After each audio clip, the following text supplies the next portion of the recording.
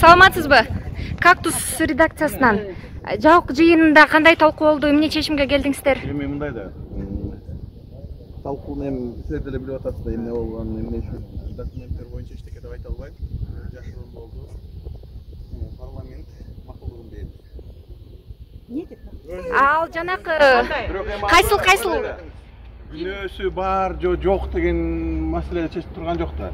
Эми маселе следствие ошону мен өзүмдүн башыман өткөн ошочу. Мен де бир ай эсиңизде түрмөдө жаттым. Жактоочуларым менен күнөөм жок деп чыгып кеткем да. Эми сиздин акчаңыз бар эле, чыгып кеттиңиз. Жок, эми акчада эмес кеп. Саясатка Силерге ишенбейбиз. Акбакой мырза, кечиресиз. Ишене турган ким бар? Силерге ишенип, силерге добуш бердик эле. Эгерде мындай кыласак, Акбакой мырза. ошогон адамды соттоштоо оңой эмес. Акбакой мырза, бир мүнөт Акбакой мырзага Кактус редакциясынан жанакы 4 берене боюнча тең айыпталганга макулдук берилдиби? Мурунда жана кафе, мафе деген жерлерде акталды ал жагычы. Кайсыл боюнча? Жана бир кафеде жыйын болду эле го. Ал жерде далил жок болуп калды да. Ошондо кайсыл беренелер боюнча акырын турсаңыздар. Азыр деле Азыр 1 мүнөт. Мындай да.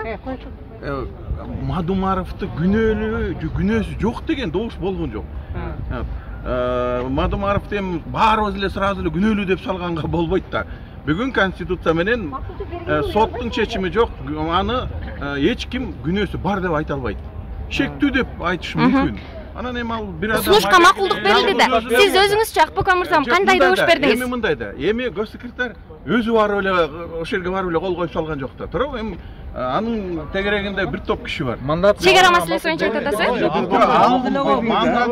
Мандатты биз албайбыз. Биз берген эмеспиз. Токтоп койсоңор болот. Силер макулдук бердиңер да. Макулдук бербей койсоңор. Акбакой мырза, сиз өзүңүз кандай добуш бердиңиз? Каршы бердим, ал аздык болот. Акбакой мырза, сиз өзүңүз кандай добуш бердиңиз?